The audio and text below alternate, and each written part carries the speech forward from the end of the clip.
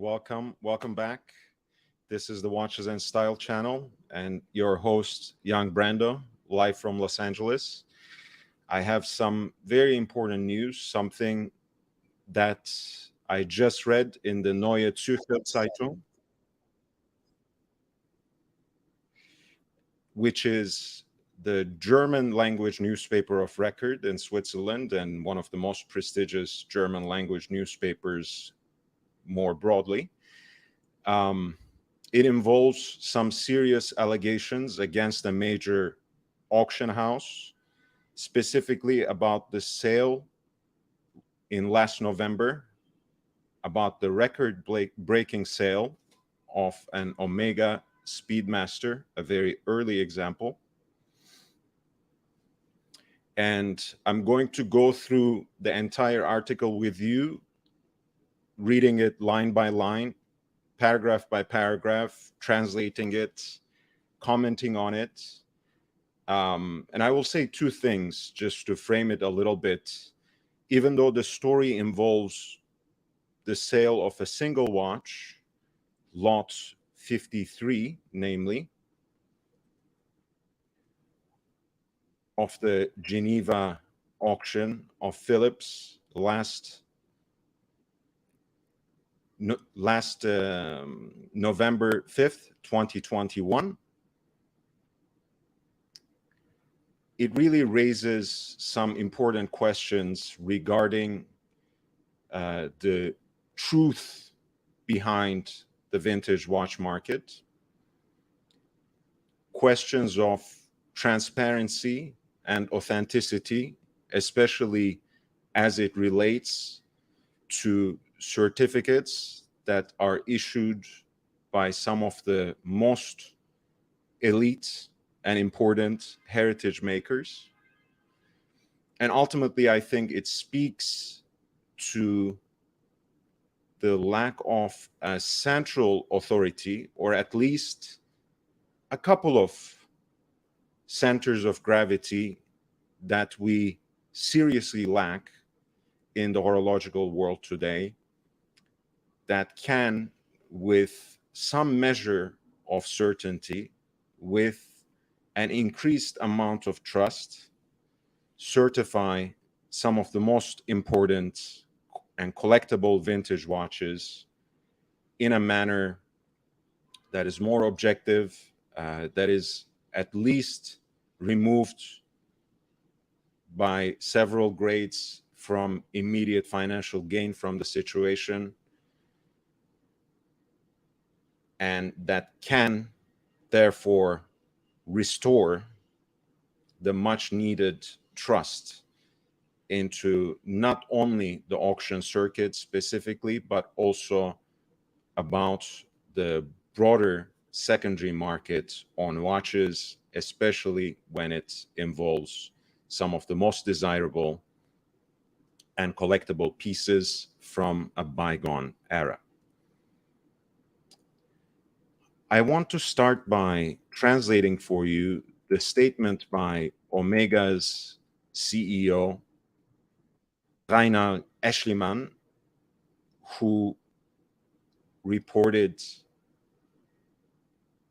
shared a statement with Neue Zürcher Zeitung. This is the article, by the way, from just yesterday, about the alleged allegations. In quotation marks, it says criminal and fraudulent. How out of an old patchwork Omega watch became a 3 million worth Franken rarity. And it continues, vintage watches frequently reach record-breaking prices in auctions. That, of course, attracts also people with a certain criminal energy. And this is what this example of an Omega Speedmaster shows us. that was offered recently for sale at the Phillips auction house, what you should know, or what one should know as a buyer, written by one Andrea Martel. But as I said, just to give you the serious stakes of the question, the level of allegations, I will read you the statements that the Omega CEO, Rainer Eschlimann, shared with Neue Zürcher Zeitung. So this is the paragraph from later in the article, a section that carries the subtitle, Former Colleagues with Criminal Intentions, in quotation marks, right? These are, after all, just allegations, and we are merely reporting them. Referring to Omega's initial excitement about the sale of this watch, which was an absolute record for an Omega watch sold on a public auction, Andrea Martel writes, the original excitement about the record-breaking price has, in the meantime, developed into disillusionment on Omega's part. The manufacturer, which belongs to the Swatch Group,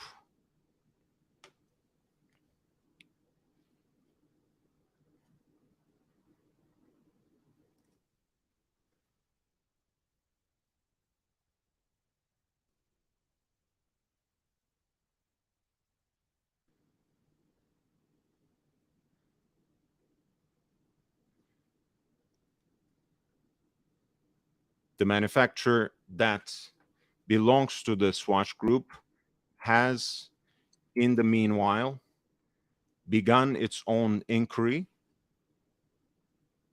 led its own inquiry, which is still in process.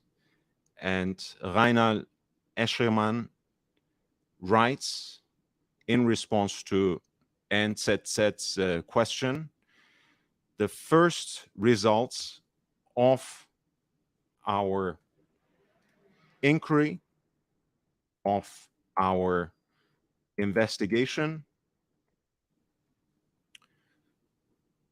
have presented us with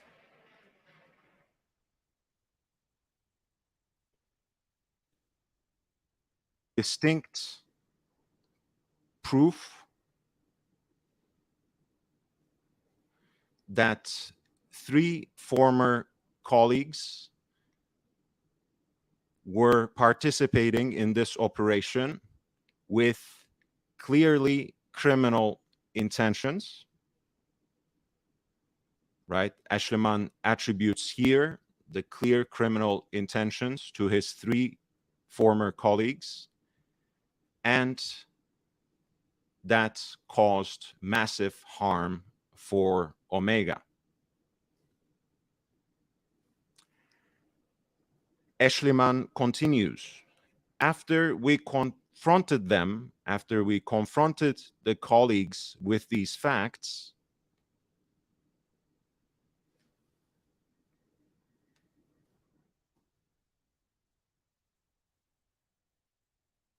they have confessed to have behaved in a fraudulent and criminal manner.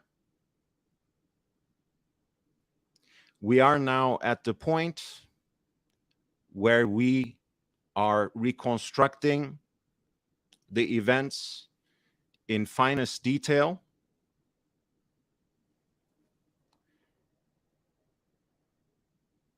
and we intend to bring the apparent external accomplices to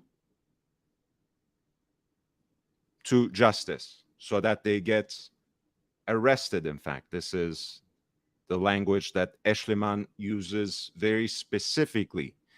Alles bis ins letzte Detail zu rekonstruieren und auch wahrscheinliche externe Komplizen dingfest zu machen. So the allegations are very serious. In the words of Reinhard Eschliman, they are allegedly fraudulent and criminal. The entire gang had internal accomplices within Omega who helped them to falsify this particular watch. And those alleged leaders who were behind this operation are currently targeted by Omega and by the Swatch Group at large. And they have every intention to bring them to justice. So let's start from the beginning. With all the excitement and with all the pomp, I want to reiterate again, these are allegations. I'm sure all the parties that are involved in this major scandal will get their day in court and will get their day and their due in the public court of opinion as well. This is always an open platform. So any name that comes up, any corporation that crops up, if they would like to respond to these allegations, they are more than welcome to my open platform.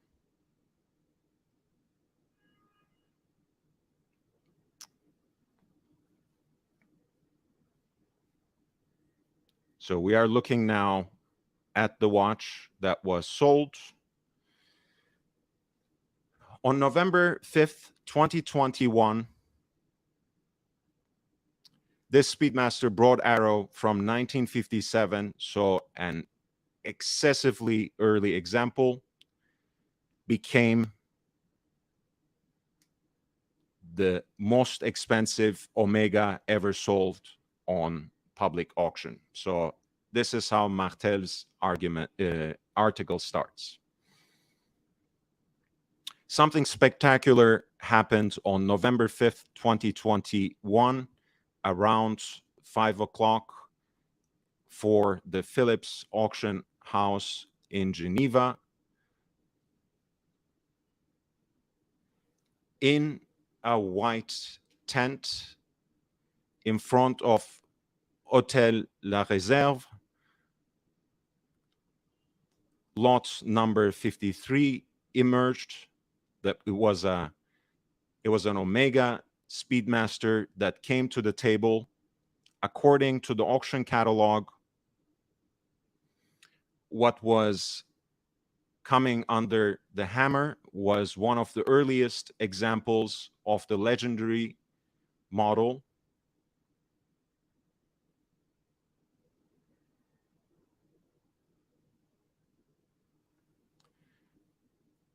The Speedmaster would later achieve cult status as the Moonwatch, since the NASA astronauts wore them in the first moon landing of 1969.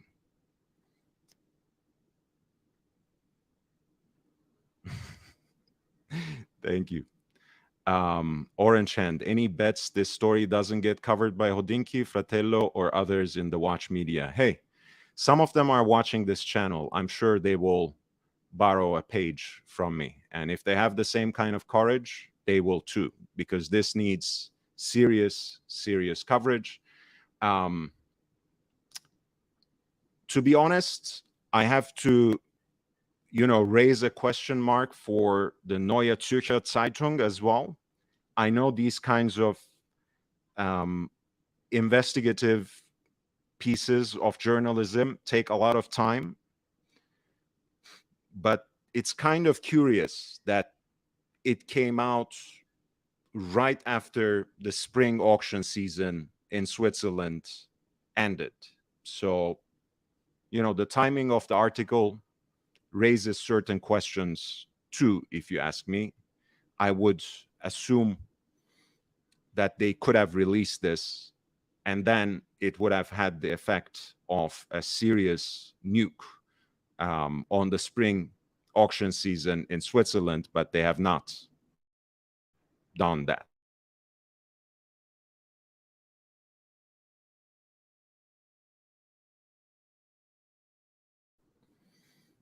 Let us continue. Philips had estimated the value of the watch at around 80,000 to 120,000 Swiss francs. That's what the catalog stated.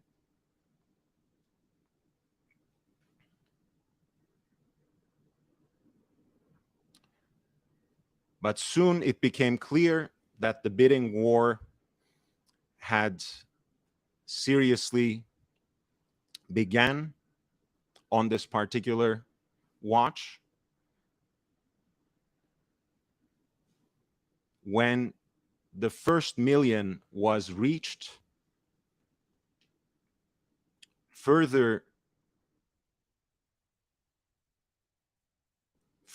chipper bids started flowing in from Texas, Oman, and China until the watch eventually sold for 3.115 million Swiss francs as the final hammer price.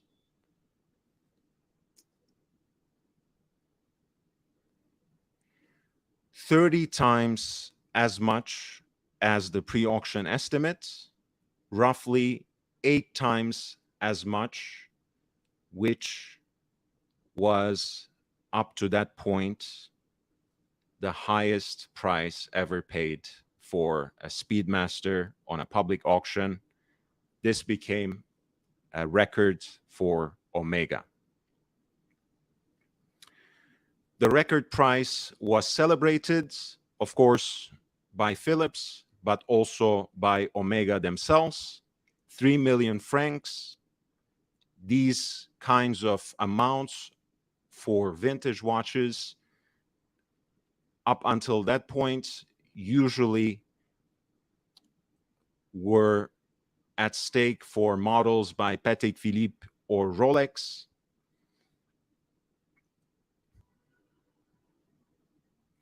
Omega was so happy with the result that they rushed to send out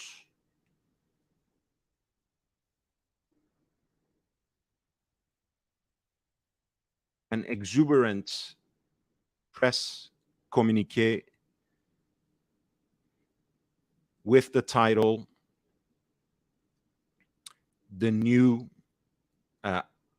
the sales price for a Speedmaster broke a new world record. And NZZ is kind of making fun of the fact that they misspelled broke to emphasize how rushed the statement was and how, in hindsight, Omega's celebration became suddenly a huge disillusionment.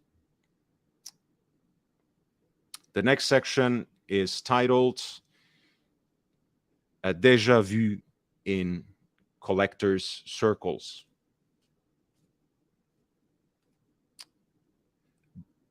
By the way, I think it bears emphasis that these allegations were first brought to fore by Periscope, Jose Perez, who has a website that is dedicated to identifying these kinds of mistakes, oversights, and alleged scandals in the auction circuit.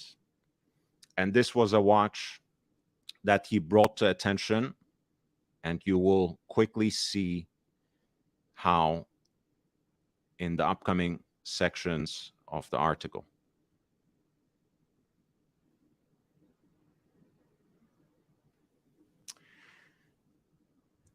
Martel continues,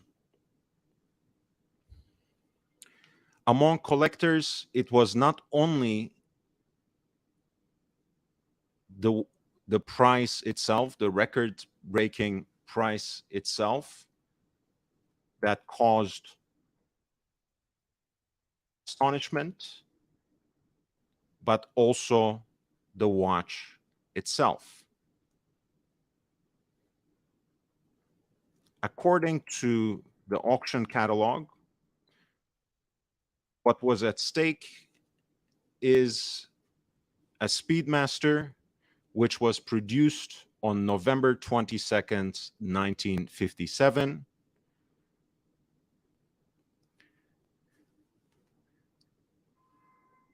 And the way it looked,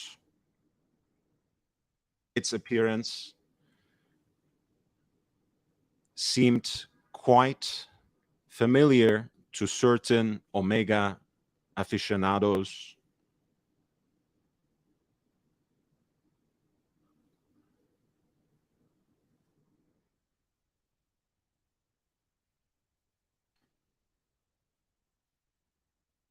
What was striking, let's go back to the picture of the whole piece.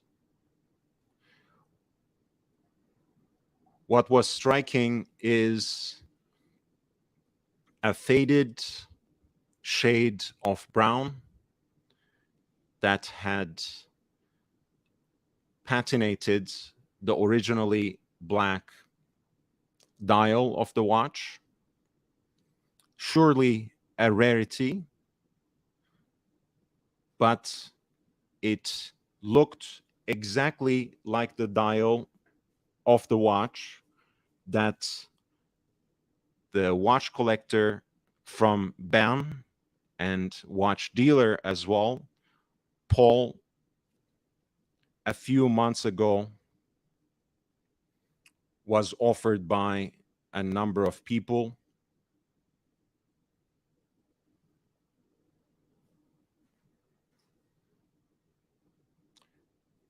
Sorry, that the watch collector and watch dealer Paul from Bern a few months ago, two different people offered. So, but Paul is a name that was edited and that was given generically to this dealer whose name is not mentioned in the article.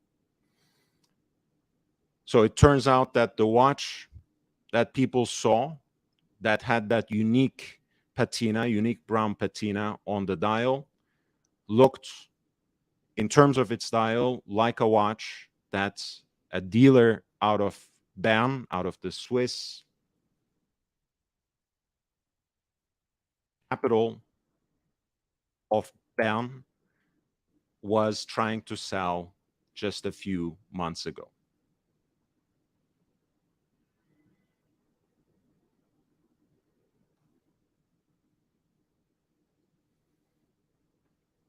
Paul, once again, is a name that was generically given to this dealer and collector from Bern, Switzerland, who tried to sell a watch with a similar dial to no avail a few months ago. Paul was asking 50,000 Swiss francs for his Speedmaster.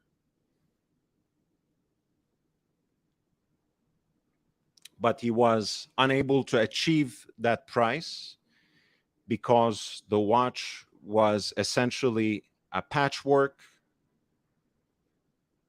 of which the various pieces didn't quite fit together. And here Martel explains pre-owned watches are especially valuable when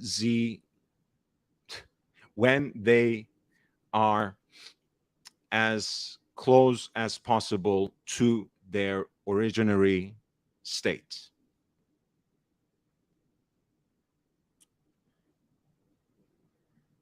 So this means that any service work or repairs have to be performed by the manufacturer itself or by authorized specialists with original parts if the watch actually is comprised out of parts which could possibly be period correct but are harvested from various other watches, the worth, the value of the piece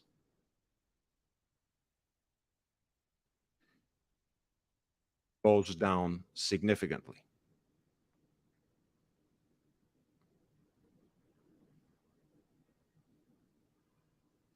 And there are also examples, right, in addition to pieces that are fit together in this way with period correct and original parts. Andrea Martel says there are other watches which have even less value for the collector because they are comprised out of parts that come from later periods or are in fact produced in the aftermarket.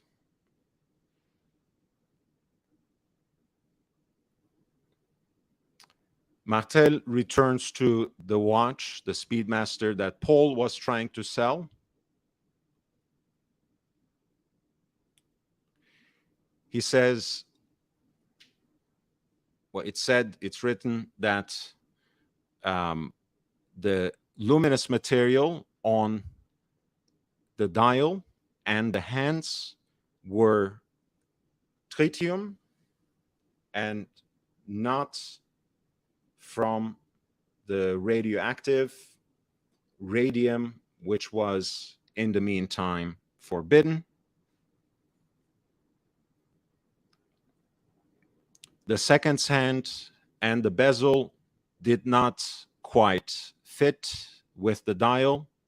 And above all, the movement came from another period.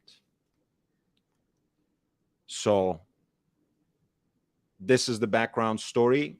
A watch dealer was trying to sell a watch that had, by all appearances, the same dial, and people didn't even deign to pay $50,000 for this watch because it was a patchwork of a number of things, possibly a dial that was reloomed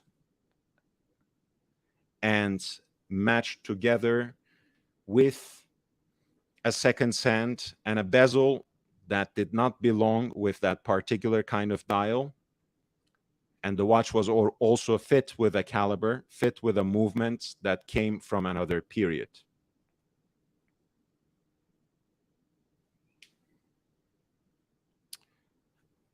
A little while later,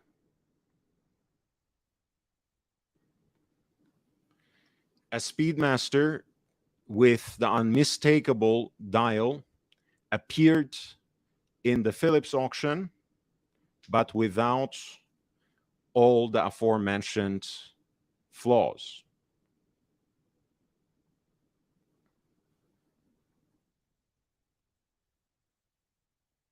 How does all of this fit together, the author asks.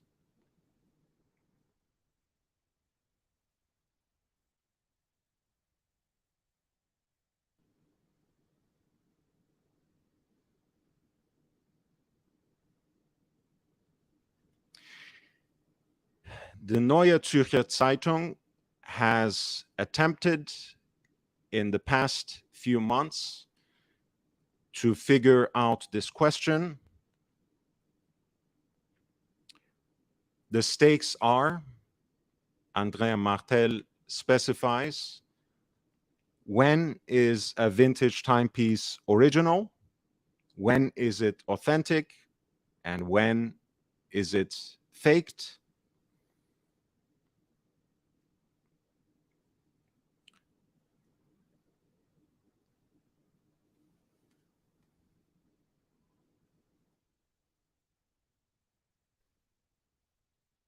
The interested parties to whom we asked these questions did not come to the exact same conclusion unconditionally. And even, well, and also among collectors, there are various different understandings. So let's continue to some of the work that Periscope did and that is reproduced here in the article of the Neue Zürcher Zeitung.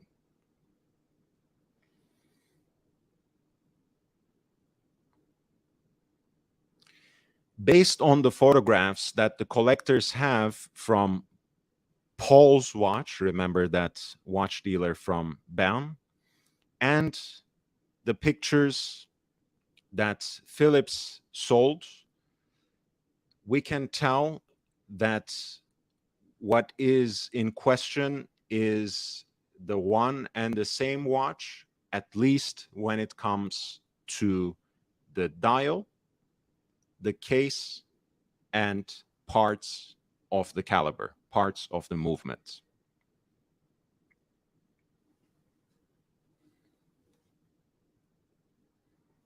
In conversations with experts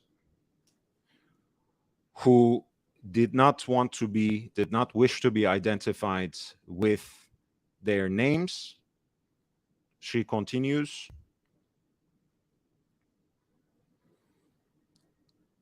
we were able to put together a reconstruction of the provenance of the Speedmaster from a patchwork watch, from a Franken watch, to the most expensive Omega sold so far in a public auction. Here's how the story goes.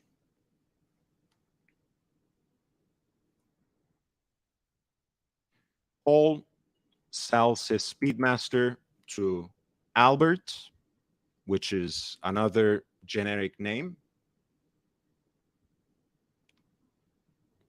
another dealer whose name remains edited out in this article. Albert has a lot of watches, a lot of watches pass through his hands.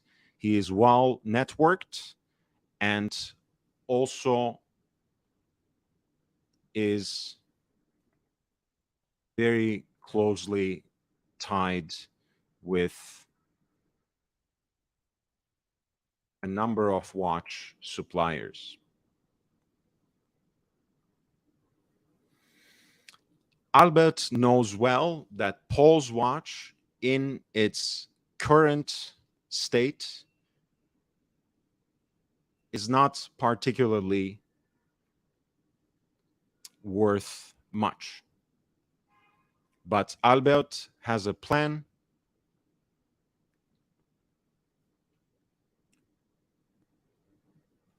Why not match the watch to the dial, right? We have recognized that the dial was by far the most attractive aspect of this particular piece.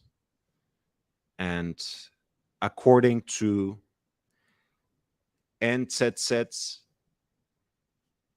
alleged reconstruction, the dealer who wanted to market this watch as something that it was not had a plan to reconstruct it around the dial, which offered this romantic, tropical, warm, tobacco brown tone.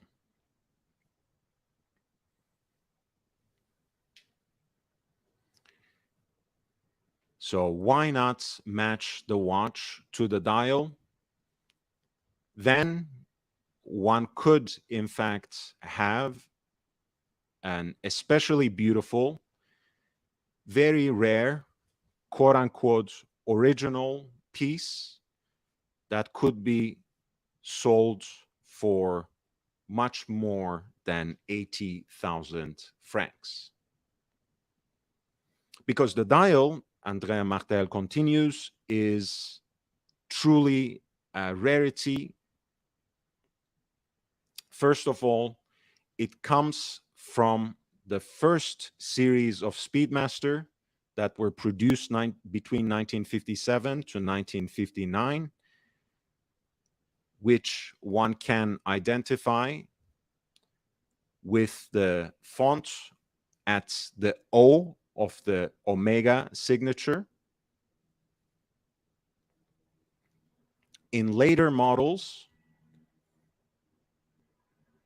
this becomes oval, whereas in this current model, it is perfectly round,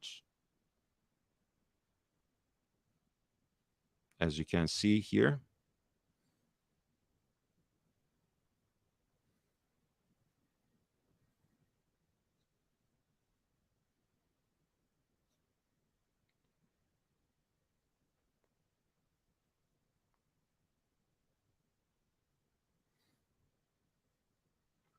And finally, this style has a very special faded color. For sure, this is a material defect, but it makes the watch a very rare and valuable piece indeed. Next section is the changed serial number.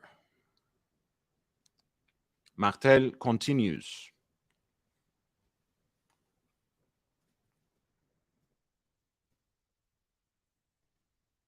The biggest challenge was the movement itself. Now we can finally focus on those two pictures of the movement, which show on the left before, on the right after. Left before the doctoring that the movement was subjected to, and after when it reached the state in which it was sold for a record price. Spring 2021, November 2021. The biggest challenge was the movement.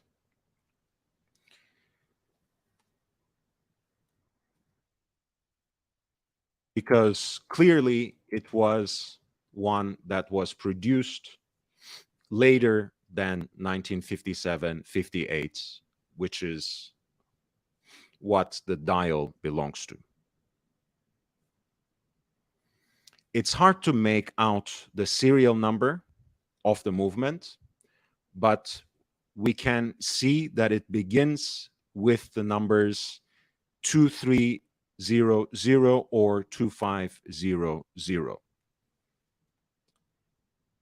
The movements for Speedmasters with these serial numbers belong only to pieces in 1996 as well as 1966 as well as pieces in 1967. So almost a whole decade later.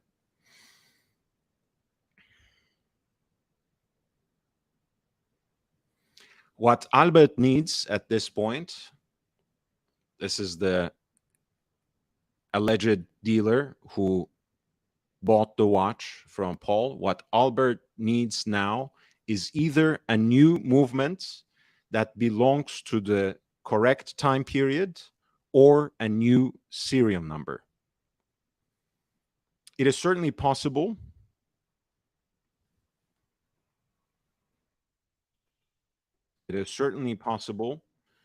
to do this, right? To change serial numbers, but only when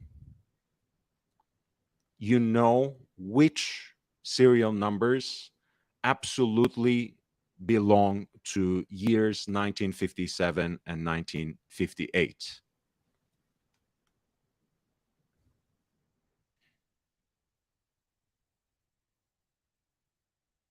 Without access to Omega archives, this is practically impossible. But Albert has a contact at the manufacturer, and that contact gives him a serial number that would pass muster. And that serial number is 15,500,066, 155,000,066. Now, this number has to find its path onto the movement. And for that too, Albert has the right contacts. He communicates with a supplier, a professional supplier in Western Switzerland,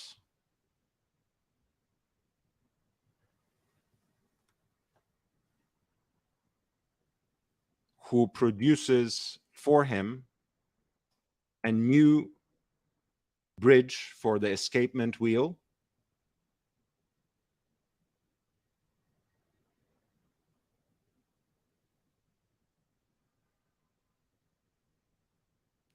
that includes an engraving of the new serial number. So as you can see, this part was changed out. Quote unquote, Albert had this new part made by a professional supplier and had the serial number that he acquired through his contacts in Omega engraved on this bridge. Imagine we already have how many different kinds of people in the network. We had that initial watch dealer from Bern who was trying to sell a Franken watch, which the collectors didn't buy. Another dealer by the name Albert bought the watch, wanted to present it as something that it's not, since it had this unique, early and beautifully faded and patinated tropical dial.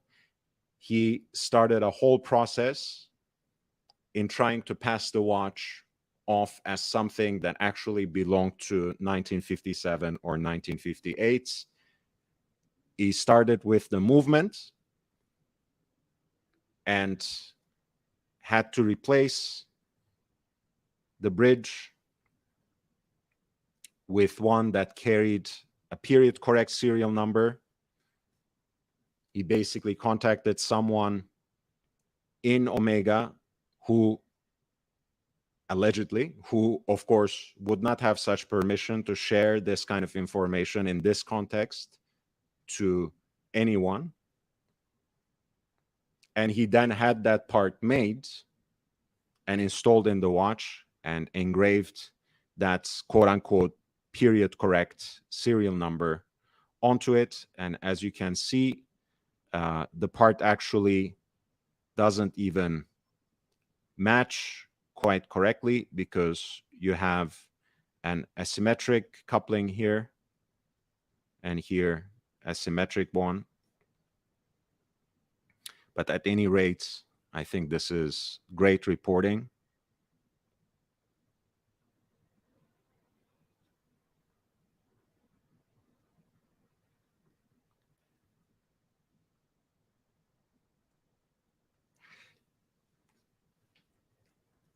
Andrea Martel continues.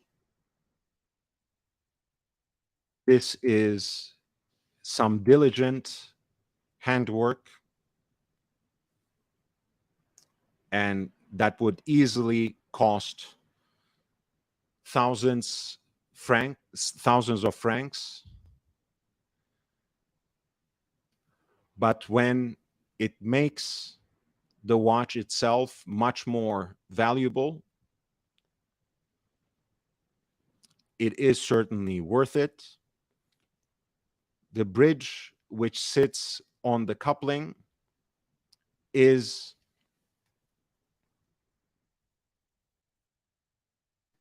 likewise changed.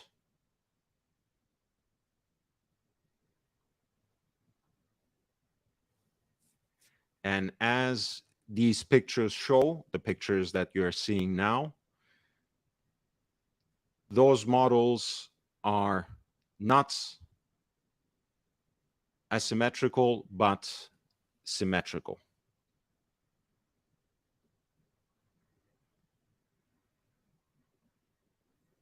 These couplings are impossible to construct again, but they could be found on the market for rather cheap.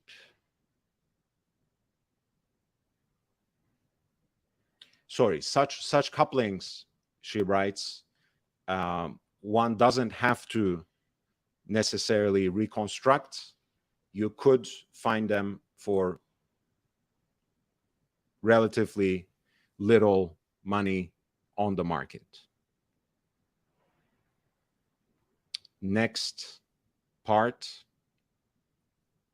which touches on directly to what Jose Periscope wrote about, and it's entitled A Bezel from Another Watch. How Albert came onto a passing historically correct bezel is not completely clarified, but where that bezel comes from is most certainly identified according to an article by Jose Perez, who is an expert on these sorts of falsifications.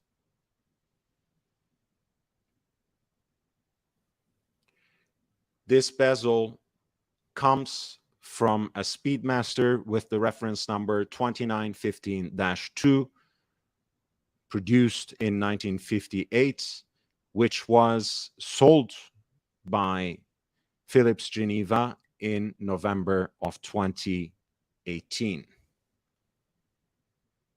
So this is according to an article from April 2023 by Jose Perez, who matched the bezel, the bezel of the record-breaking watch from 2021 to the bezel of a watch that was previously sold by Philips Geneva about 3 years ago. Once again, serious allegations. This is the bezel of a watch sold in 2018 by Philips, lot 11. And this is the record-breaking Omega Speedmaster that was sold in 2021 with all those dings, scratches, and blemishes that miraculously happen to be in the exact same spots. You can tell with almost absolute certainty that that bezel was harvested from the 2018 watch, as you can see here. But let me read on.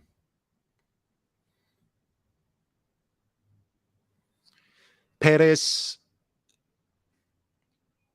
proves his thesis with high-resolution photographs of the two watches. These photographs show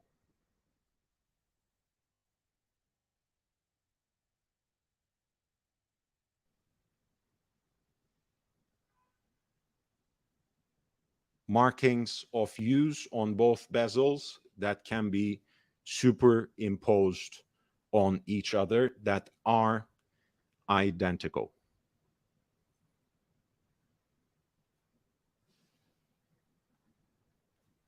And once again, these are the two pictures, the record-breaking 2021 Speedmaster above with the high-resolution photo marked with these 4 circles,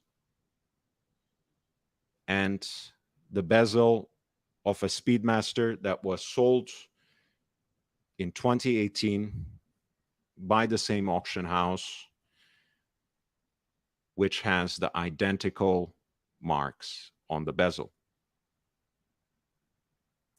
So Andrea Martel, according to Jose Perez's findings, concludes that it is pretty much the case that the bezel was harvested from the watch that was sold in 2018.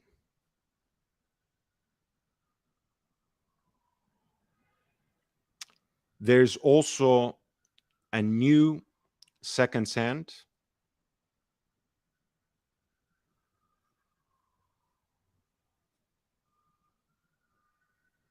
Andrea Martel continues, because the one from Paul's watch, you know, the watch that didn't sell a while ago, had an arrow-tipped or like a spare-tipped second-hand, as you can see here. This is the photograph from the spring, which a watch dealer was trying to sell in Bern or from Bern. And this is the one that sold for record-breaking price at auction, which is a straight hand. A thinner hand that was matched as period correct part with the early example of the Speedmaster, which was eventually sold for the record-breaking price. Even for the luminous material on the hands and the indices, Albert had a solution.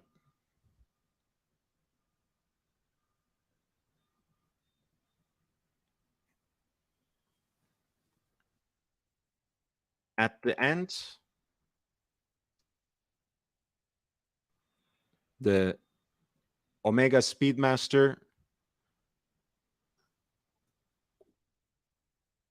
registered as radioactive as he desired.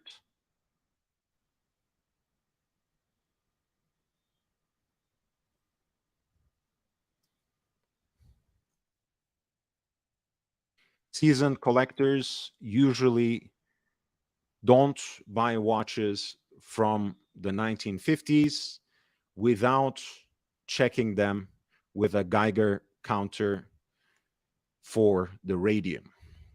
So in fact, Albert, the generic name given to the dealer who brought the watch to the auction house, had a solution for that as well, and made sure that the dial actually registered as radioactive by tampering with the luminous material on the hands and the indices.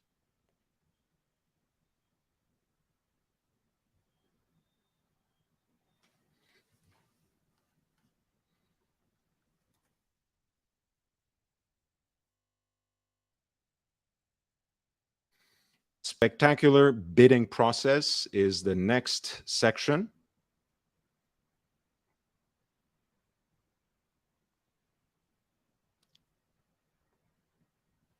Now the watch is ready for the sale. Martel continues. Albert has a partner who delivers the Speedmaster to the Philips auction house. The auctions are the best path to sell such vintage watches for as much as possible, but it's necessary that one doesn't come into spotlight as the seller, because neither the buyer nor the public should know where the watch actually comes from. Martel writes, Philips works for watches with Aurel Bach. He is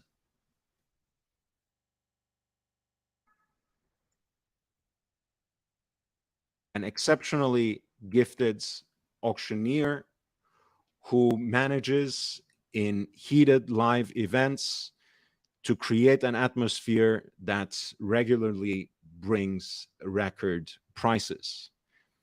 For instance, in 2017, he presided over the auction of the American actor Paul Newman's Rolex Daytona, which sold roughly for 15.5 million Swiss francs and achieved by that the highest price that was until then the most expensive for a wristwatch. These kinds of records are good for business because they attract customers who hope for higher prices for their watches as well. Lot 53.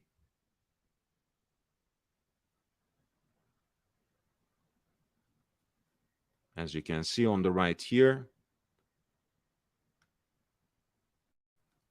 Lot 53 is identified and described in the catalog as Omega reference number 2915-1 as tropical broad arrow.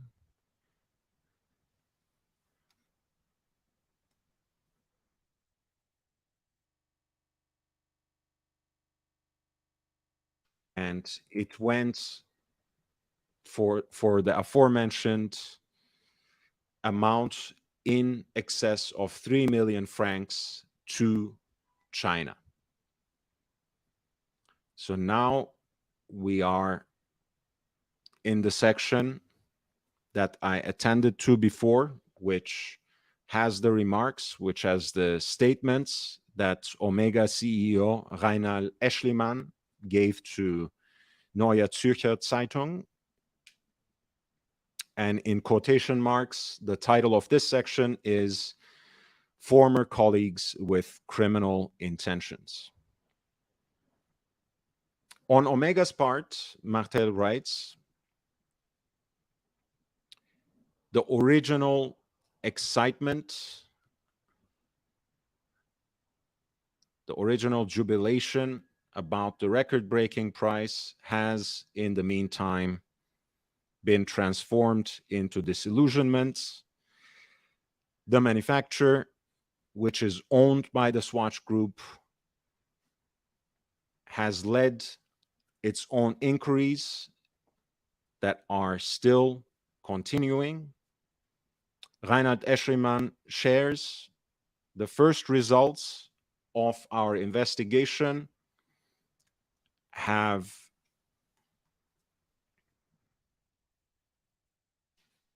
delivered us, have yielded clear proof that 3 former colleagues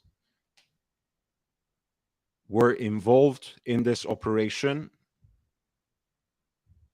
Those 3 former colleagues had clear criminal intentions, which hurt Omega massively. This is Reinald Eschliman, the Omega CEO. After we confronted these 3 former colleagues with the facts, they have confessed to have behaved in a fraudulent and criminal way. We are now at the stage of reconstructing everything down to the finest detail and bringing the apparent, the alleged external accomplices to justice so that they are actually, as he says, arrested.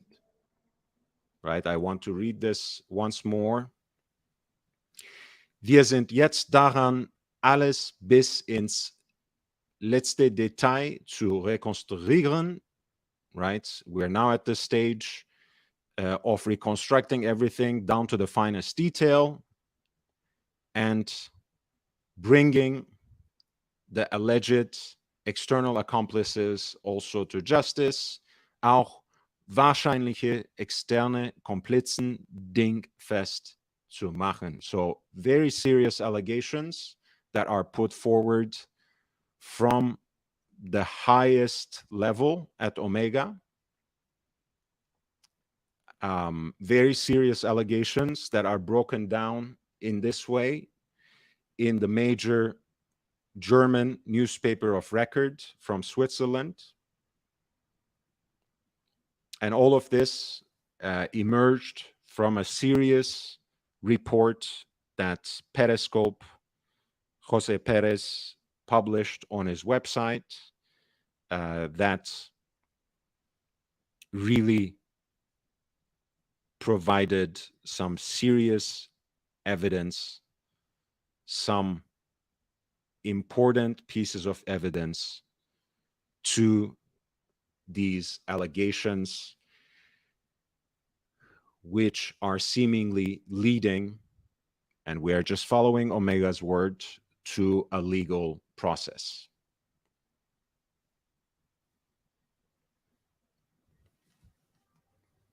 The article continues.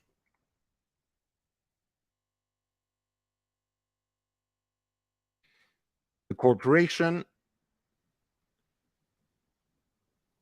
is bringing the matter, bringing the case to the courts as quickly as possible.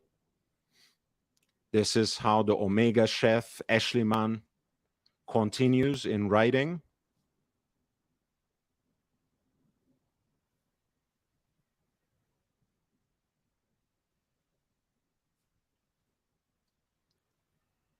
What is not necessarily hanging together for this timepiece,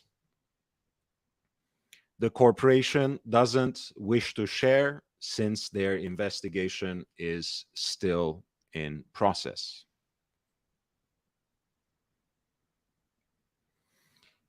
Andrea Martel adds, however, the fact that the bridge for the escapement wheel that carries the serial number has been changed is confirmed. Eschliman writes,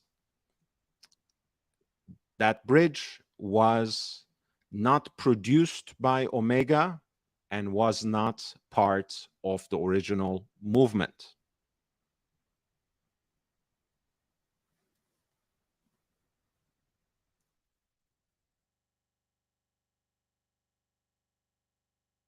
And Martel adds, a layperson would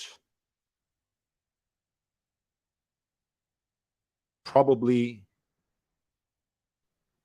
name this a falsification. A layperson would presumably call this a forgery.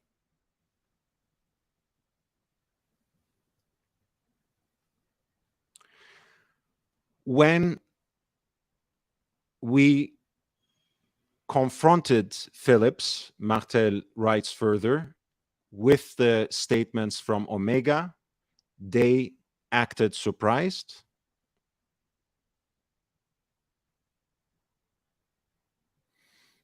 According to Batch, Aurel Batch, the auctioneer, new information emerged after the auction that the bezel and other parts of the watch were changed out. And this is Batch's statement, which is in quotation marks in the article. But according to our knowledge, these replacement parts were ultimately original Omega parts,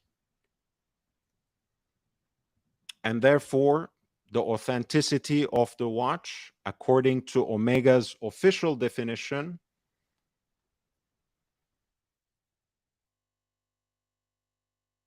is still guaranteed.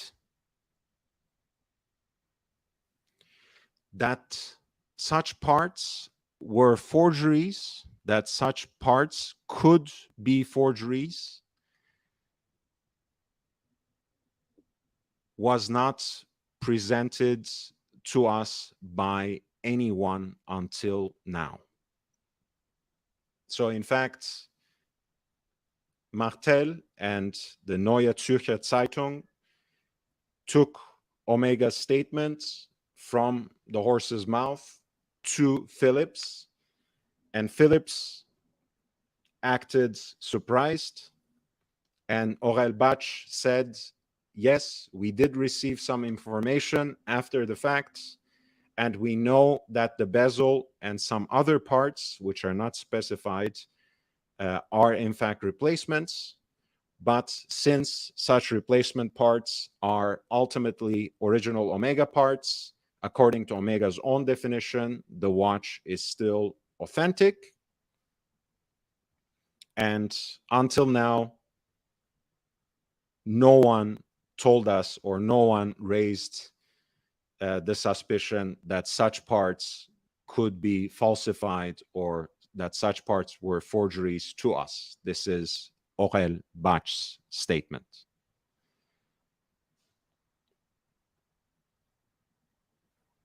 Please hit the like button.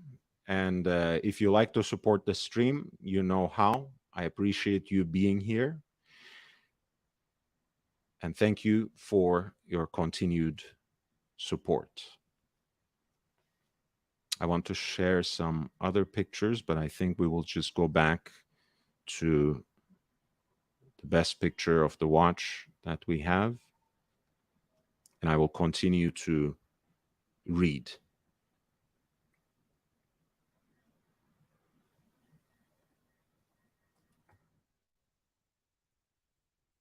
So with all those statements from Aurel Batch, Phillips refuses to actually deliver an official statement.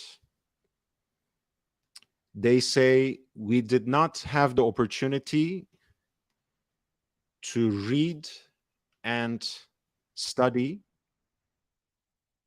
Omega's claims, and therefore we cannot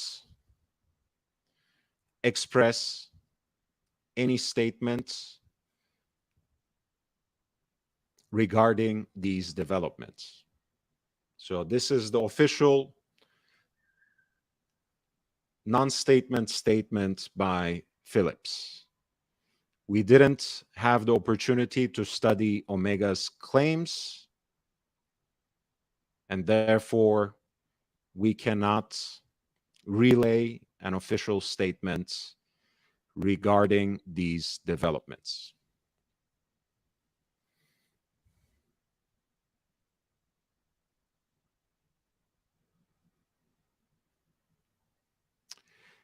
The auction house, however, emphasized that these are very important new pieces of information and that they take it very seriously. And this is what Phillips has to say about that. We are immediately reaching out to Omega. We are immediately contacting Omega. Once we reach a certain clarity, we will obviously get in touch with the buyer as well. Afterwards,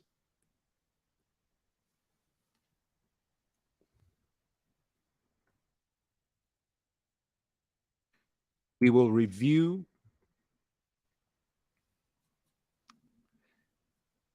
the evidence with the buyer. We will evaluate the consequences, their consequences.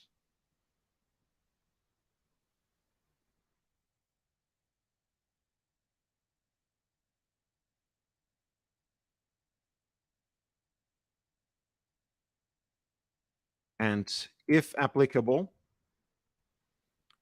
we will undertake further investigations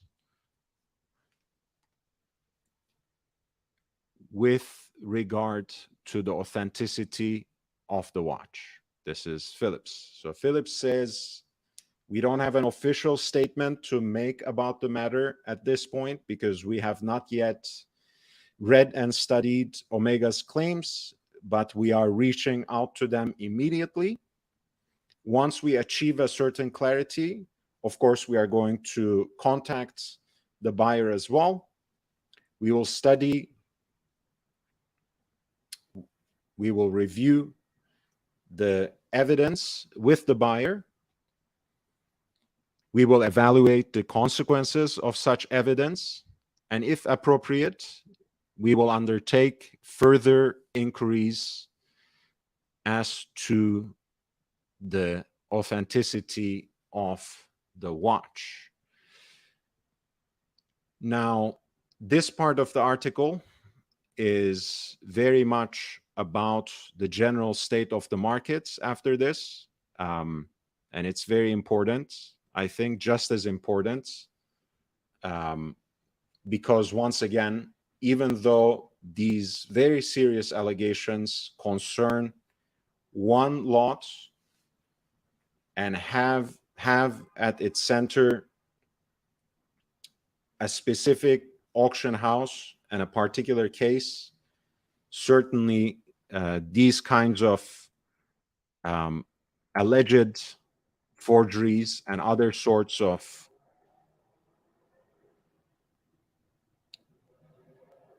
funny business keeps going on in the world of vintage watch sales in the auction circuit.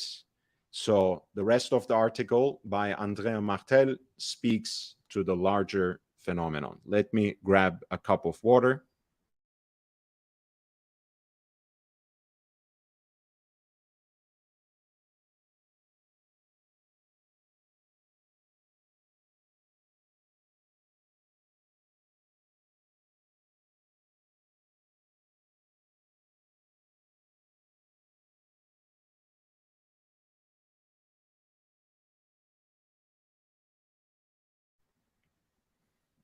Okay, right back now with the part of the article that starts by saying this is not an isolated case.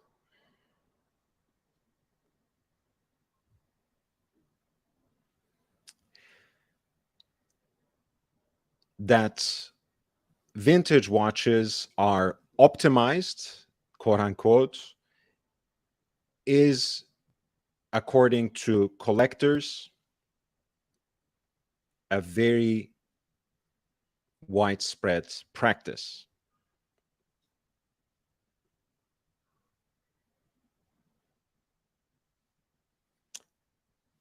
But it's not always the case that the manipulation is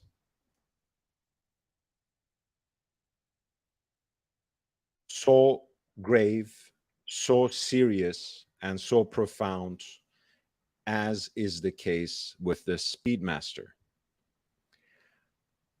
But that parts from various watches of a similar model are to be found, are to be harvested for another new watch is almost customary.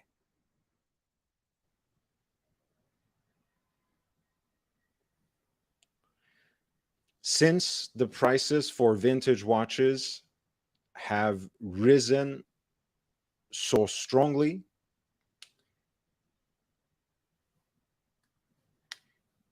these manipulations have become more often, more frequent, and as an expert shares,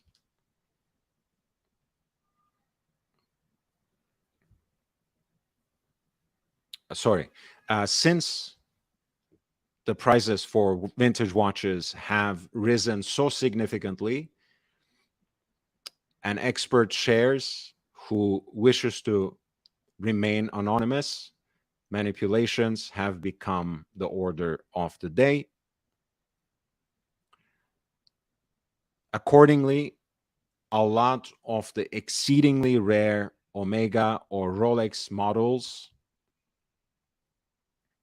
that were offered in the last few years did not actually exist. This is the experts who shared their opinion with Andrea Martel. Basically, with the intensifying interest, with the growth of the markets for vintage watches, so many exceedingly rare examples of Omega and Rolex watches have been found in the last few years, and that is quite unusual. And an expert who wishes to remain anonymous shares that these watches actually did not exist in the first place.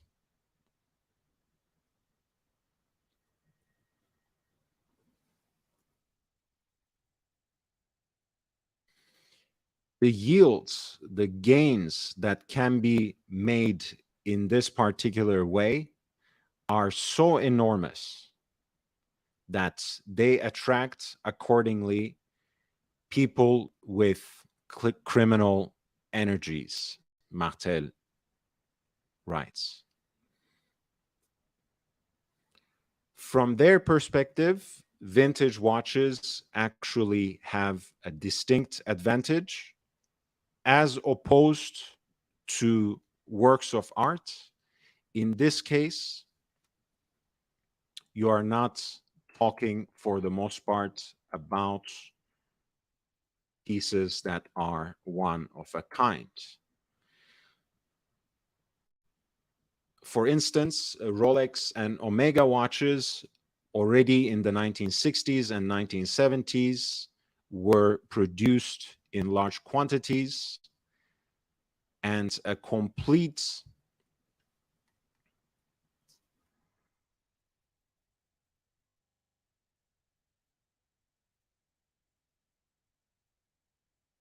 complete tracking, a complete, how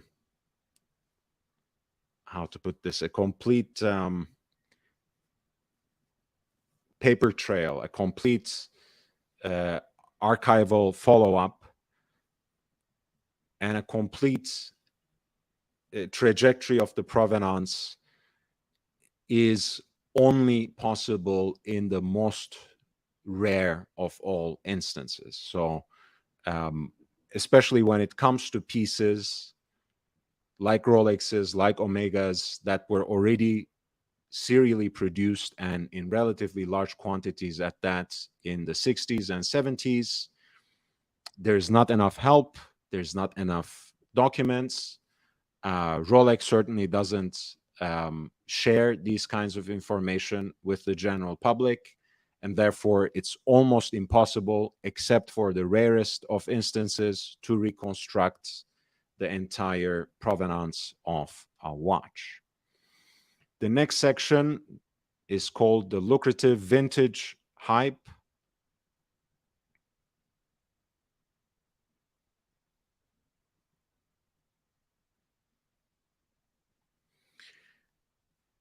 There's no real interest to seriously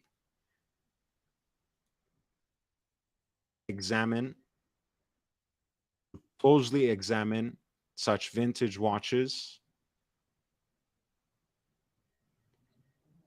because the involved parties, whether we are talking about the consigners, manufacturers, and auction houses, all profit from the hype and from the increasing prices.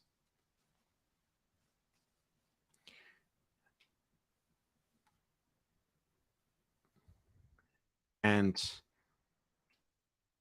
Martel continues, conversely, the buyers have little handle on the situation to defend themselves when they want to ultimately note that there was something modified about their watches.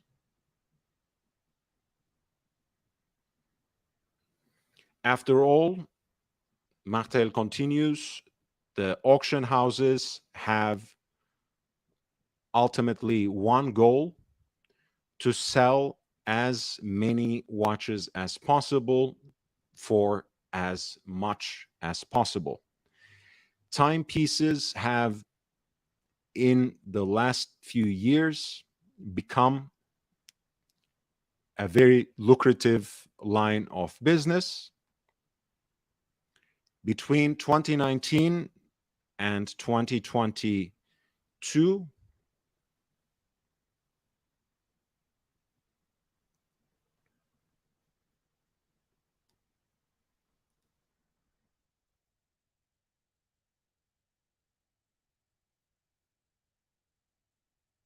the turnover from the sales in auctions, and this is according to the data by the Swiss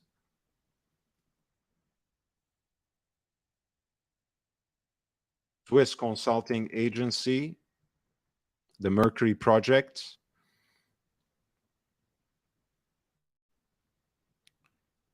Between 2019 and 2022, the turnover for auctions have risen for 80% and reached 702 million Swiss francs.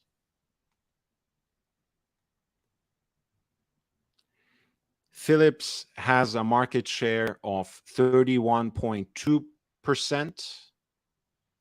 They're not only the largest player, right above Christie's, which has 30%, and Sotheby's 22%. They're also the one that has the highest average price for the watches they put up for auction, and that is 128,000 francs. So the average value of a watch that Philips sells as the largest player in the auction circuit for watches is 128,000 in Swiss francs. Please hit the like button and support the channel. I appreciate your presence.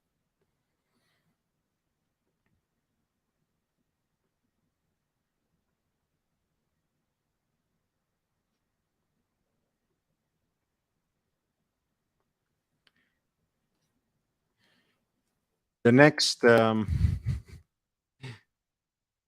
section, unfortunately, has a kind of a clear title, and it says the buyers have to inform themselves, right? In German, it sounds even funnier. Käufer müssen sich selber schlau machen. So basically a cute way of saying buyer beware.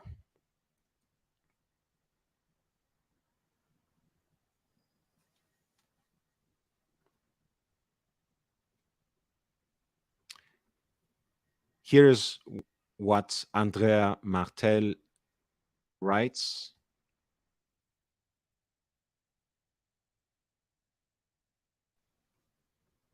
The auction houses, of course, according to the data they have, review the authenticity of objects that are consigned with them. And when a watch is understood to be a forgery or an imitation, a clone, that is, which is to say that it is not made by the original manufacturer, that is identified in the catalog, the buyer has, according to the so-called authorship warranty, a 5-year money-back guarantee. So this seems pretty straightforward, right? That you are actually protected by, quote unquote, the authorship warranty, in which case, when a clone, an outright forgery is at stake, that proves conclusively that this watch was not made by Omega, which is the manufacturer identified in the catalog, you could get your money back even up to 5 years after the auction. Now, of course, things are much more complicated. So Martel writes, but when it comes to vintage watches, often there's something much more subtle going on. Which parts of the watch actually belong together? Which ones are, in fact, authentic and period correct, but are actually harvested from another watch? Which parts were made by the same manufacturer in a later period, or perhaps, in fact, made by someone else? To prove all of these to the finest detail, to review all this information thoroughly, the auction houses don't feel responsible, and it would have been delusional to expect that Martel,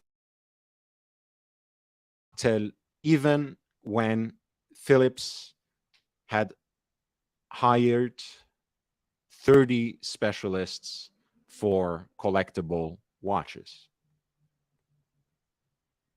right? So even though there is the so-called authorship warranty that doesn't cover situations like this Omega Speedmaster, where the manufacturer itself is incontrovertibly Omega, but there are bits and pieces that are patched together from different watches that belong to various time periods.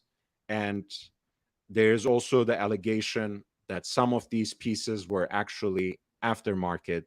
So all of these details mean that there is something much more nuanced at stake here, and that the auction houses actually don't really have the resources to solve this problem.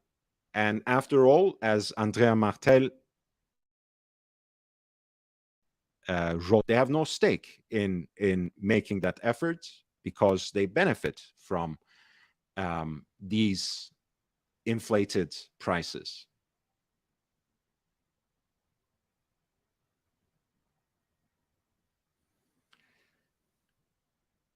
Which means typically for the conditions of consignment, the information that the auction house has at hand for each lot is at least in part derived from the information that the consignor, that the seller has made available for them. And it's not possible that one would find oneself in the situation to thoroughly review each and every lot.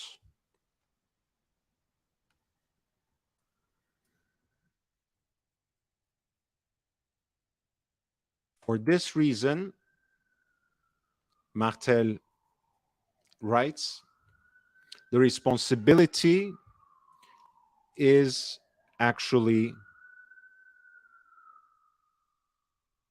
transferred to the buyer. And this is something they quote directly from the conditions of purchase.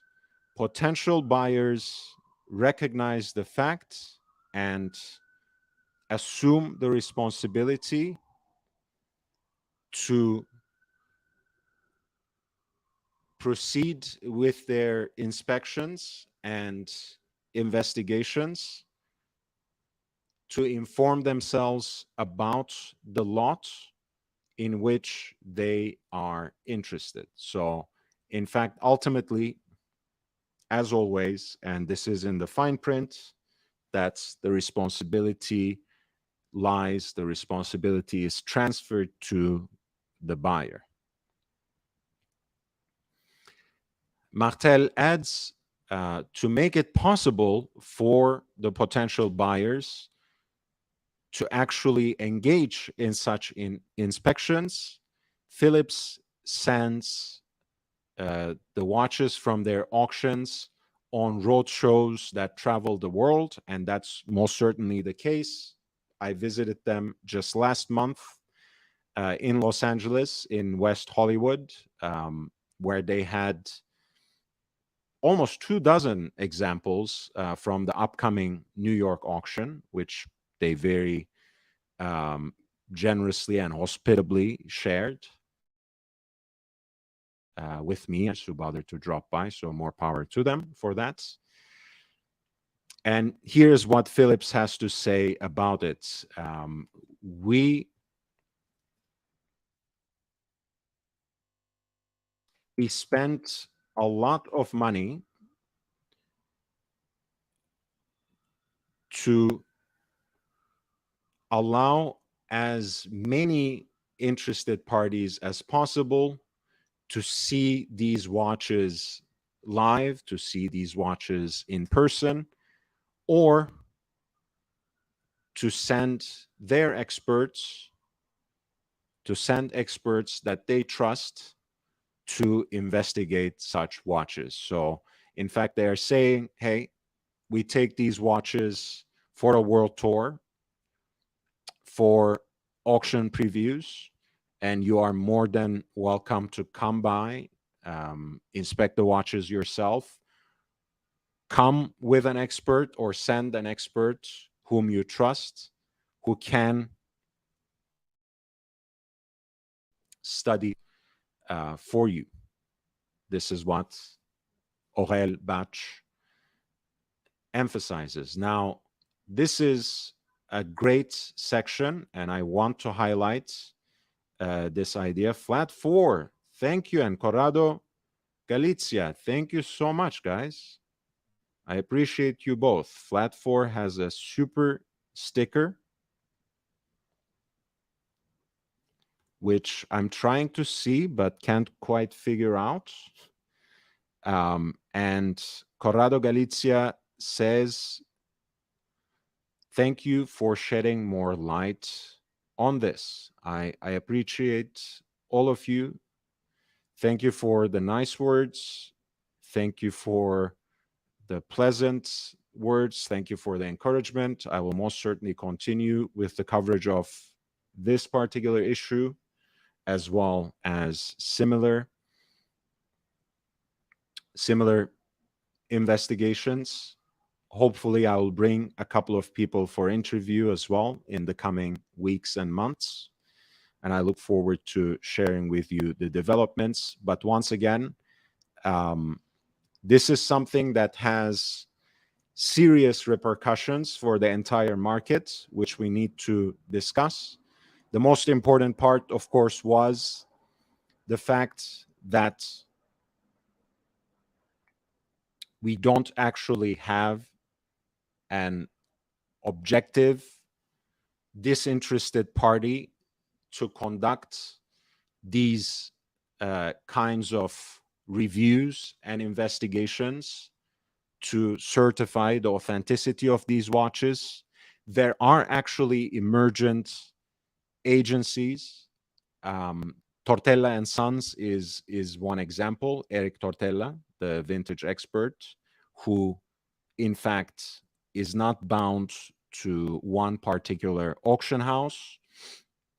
As a watchdog, obviously we appreciate Periscope, Jose Perez, with all the work that he is doing in terms of writing very precise and detailed exposés for the allegations that he brings forward. But certainly there's so much of this going on that just two people or two initiatives are not enough to keep everything in check. And again, this is a longer discussion, of course, but the idea is not to go after every single auction piece by piece and dissect every single lot. I don't think we have enough experts to do that, and I don't think there's enough resources to do that. But the goal should be to create an environment where there is amount of trust and where there is also the necessary hesitation, if not outright fear, in the hearts of such alleged perpetrators of this sort of fraud, this kind of forgery, alleged, of course. And I think we are heading down the right path with people like Eric Tortella, people like Jose Perez, and of course, trustworthy vintage dealers. The more we create platforms like this, where we can discuss these issues with transparency and with informative detail, the less such tricksters will have the courage to try to take advantage of an uninformed public of enthusiasts. So this is actually one of the most significant parts of the article, and it's the penultimate section. After that, it's just a conclusion. So I'm about to finish, and I will have to leave afterwards. But this is great. Just the title of the subsection is great. An archival extract is not a certificate of authenticity. This is very important. An archival extract is not a certificate of authenticity. So this is what Martel writes. It's not only the auction houses, but also watch manufacturers who have absolutely no interest to put the brakes on the business of collectible watches. Good results in auctions serve them more than the best advertisement.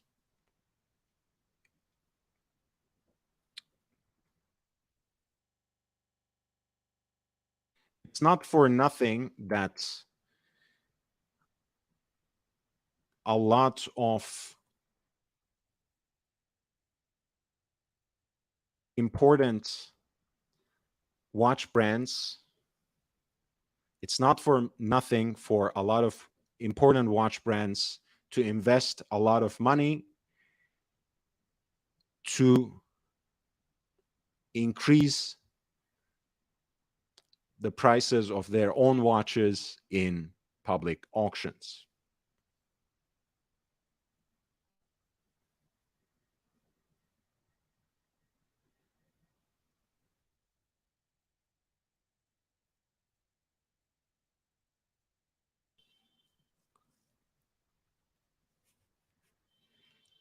If the authenticity of vintage watches, great concern for these manufacturers,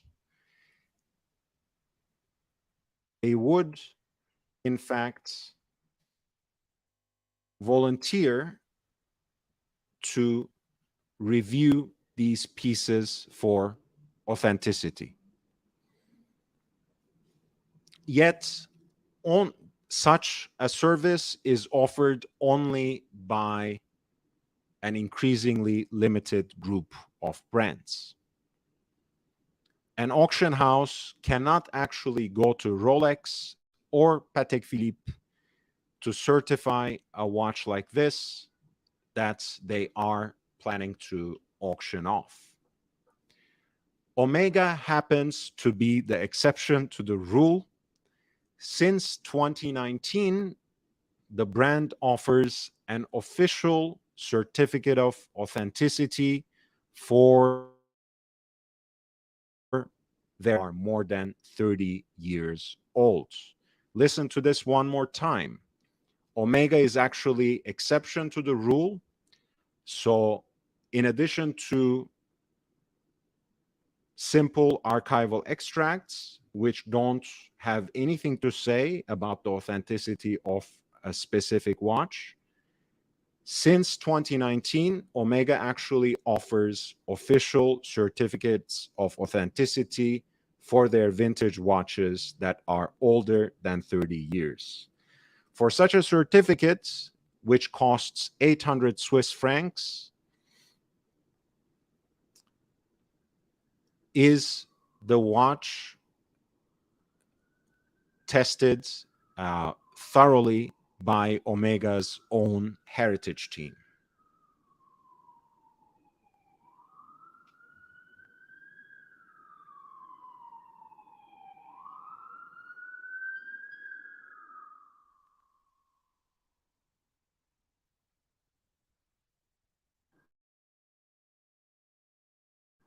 It's therefore surprising that this service is not demanded in a more frequent fashion. Phillips argues that, as a rule, there is not enough time for such an operation. These certificates of authenticity, according to Omega's website, require at least 2 months to be produced.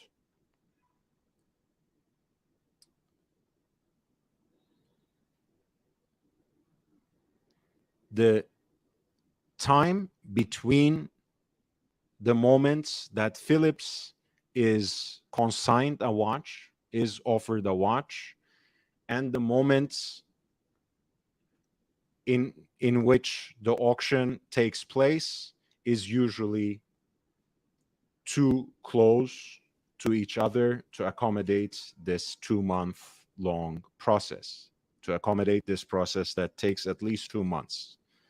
Well, I mean, look, for a watch like this, again, it may have caught them by surprise to a certain extent, right? After all, the pre-auction estimate was nowhere near this absolute record of a price.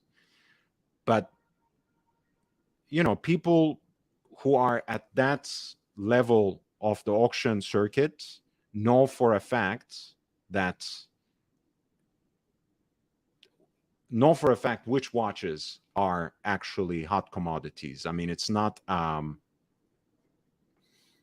coincidence. So I guess for a watch like this, especially, they should have done something about this, especially since Omega was offering such a service. Yeah, Orange Hand says Phillips verifying watches until his services were deemed unnecessary or just bad for business. Absolutely. Jose Perez was actually working with Phillips to identify these sorts of forgeries, but they didn't want to actually avail themselves of that kind of help anymore. It's sad. It's very, very sad. And in this case, even though Omega offered a service that would have issued them an actual certificate of authenticity, they have not taken that advantage of that because they wanted to bring it to the auction in the fall season.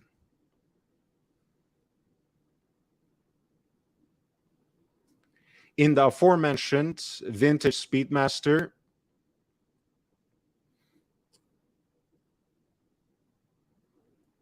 the auction house, in either case, presented an obligatory archival extract from Omega, but such extract is no proof for the authenticity of the watch. The only thing that it confirms, the only thing that the archival extract confirms, is the fact that on November 22nd, 1957, a Speedmaster was manufactured, of which the movement had the serial number 15,500,066, 155,000,066. So once again, Omega is, it's archival extracts as such. I know they all differ in terms of the kind of information they provide when it comes to one brand or another. On the other hand, they're all limited in terms of the information they can actually confirm. A lot of times, all they can certify is the caliber number, the serial number that is etched on the movement that is engraved on the movement. And as we have seen in this particular example, even something like that can be allegedly falsified and forged. Now, this is the conclusion, and it is actually leaving things at a suspenseful juncture. It is quite a cliffhanger, and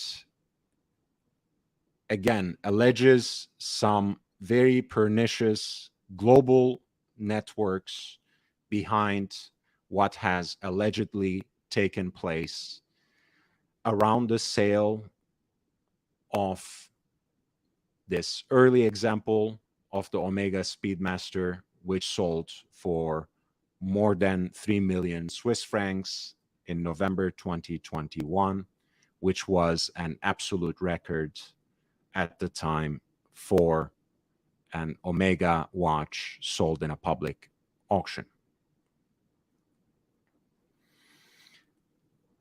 Martel writes,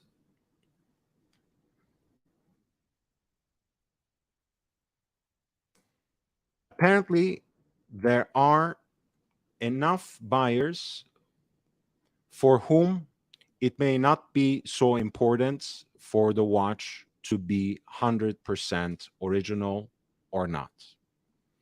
The important thing is that it is nice, that it looks convincing, that it could be later sold in either case for a larger sum of money, right? This is actually a very simple statement, seemingly, but Andrea Martel really has her finger on the pulse and really speaks to a fundamental issue in the collector's market today. So she says, once again, apparently there are enough buyers for him. 100% originality or authenticity is not a problem. All they care about is for the piece to look nice, compelling, and that it can be sold, that such a piece can be sold for a larger sum of money down the road.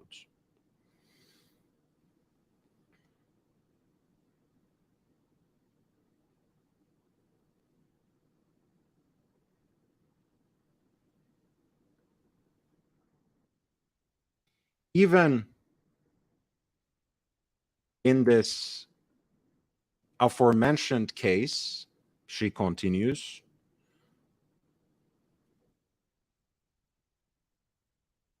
it is not clear that the buyer would complain about his Speedmaster even when the watch would be officially declared a forgery.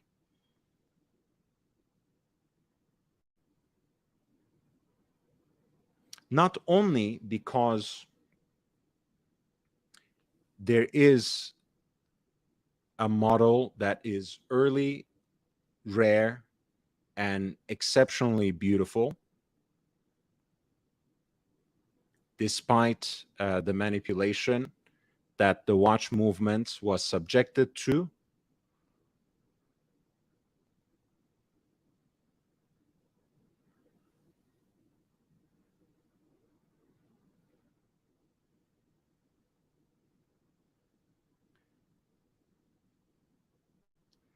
But if it is actually a serious collector, it could be an awkward and embarrassing moment for him, since he has not looked carefully enough. Now the hammer comes down. It is also possible, Martel concludes, that the buyer was not actually a collector.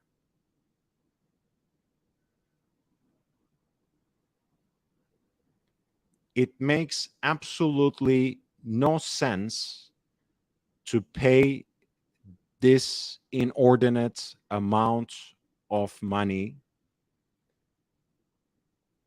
for a single watch. Again, I'm repeating it.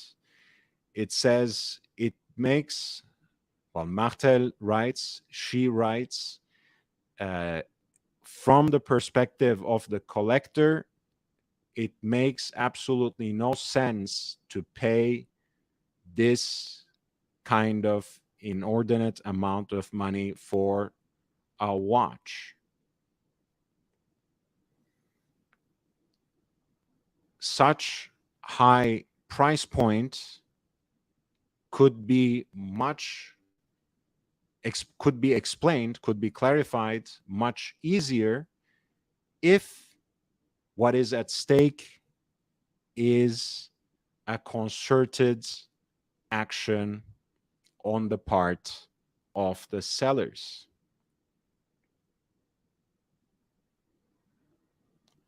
So this is pretty damning, right? And this is Andrea Martel, who says it makes little sense for this watch to have been bought by a serious collector, since the price seems out of all proportion. Remember, it wasn't only larger than the pre-auction estimate by multiple counts, but also about 8 times as much as the most expensive Omega Speedmaster sold in a public auction up to that point. So it makes very little sense. And Martel contends, and this is just an allegation at this point, that what was at stake was a concerted global action on the part of the sellers of the watch.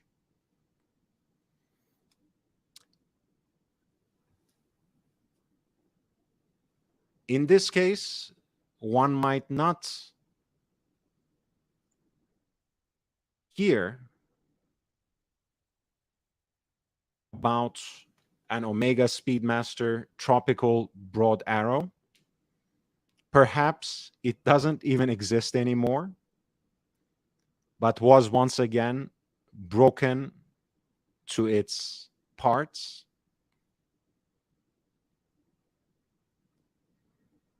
And perhaps such parts in a new combination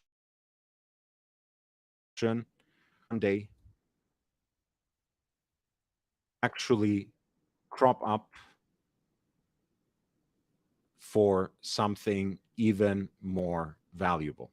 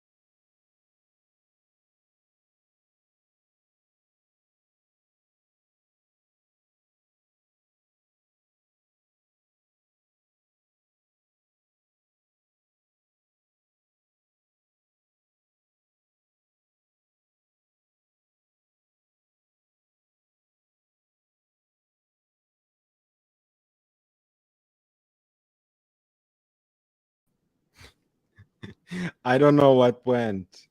Well, I don't know what's going on. I have lost a lot of interesting um, pieces from the chat, so I apologize. I don't know if the last part I read came through. I was experiencing a problem with the connection, so I hope you guys heard that last section, which was about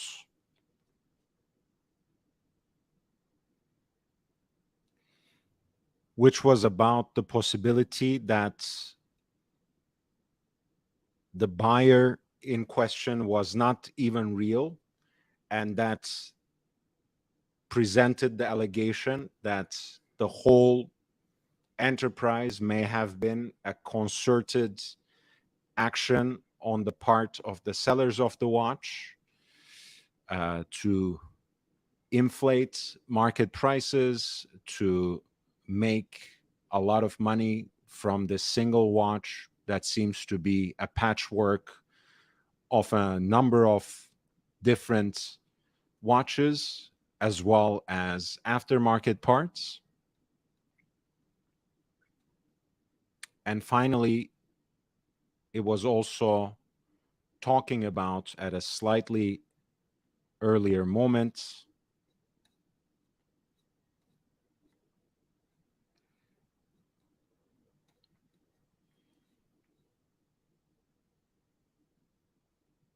that it didn't make sense from the collector's perspective, that such a watch should be sold for this inordinate amount of money. And of course, before that, we were talking about how an archival extract does not mean a certificate of authenticity, right? How archival extracts only provide and certify certain kinds of information and do not go the whole way of authenticating a particular watch. Oh, it was just a 30-second break. All right, that's great. Thank you so much. And hey, big bro, how are you doing, man? Nice to see you. And thank you again, Ali Reza, for the super chat. How long have I been gone? When did Young B go full anchorman, looking sharp? Thank you so much. Curious development you are covering. Unfortunate to the extreme. It really is. And as I mentioned, it really speaks to the importance of establishing platforms that can actually, from an objective standpoint, from a standpoint that is not immediately financially invested in the sale of that particular watch, such platforms would be able to perhaps authenticate watches at least to the level of reestablishing trust and also instilling fear in the hearts of such alleged criminals who seem to have every intention of taking advantage of unassuming and, to a large extent, uninformed collectors who unfortunately part ways with their hard-earned money in most of these instances. Because at the end of the day, I do understand there's not enough time, there are not enough experts to go through in the most thorough and detailed way every single watch that comes up for auction. I know that is impossible.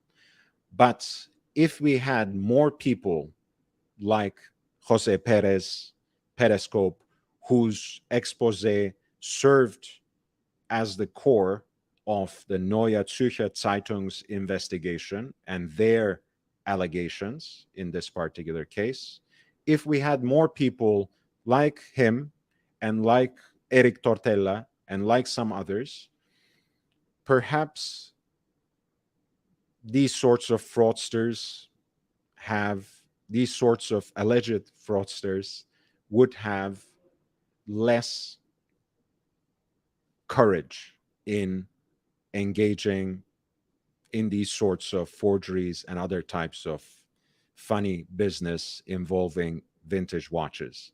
With that being said, I have well overstayed my midday break, so I need to go back to work.